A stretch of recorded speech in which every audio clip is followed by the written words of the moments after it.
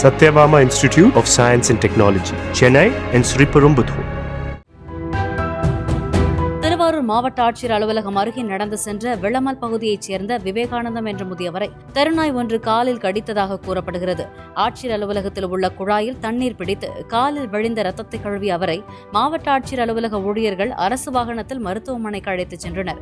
அலுவலக வளாகத்தில் சுற்றித் திரியும் 10க்கும் மேற்பட்ட நாய்களை பிடித்து அப்புறப்படுத்த மக்கள் கோரிக்கை விடுத்துள்ளனர்.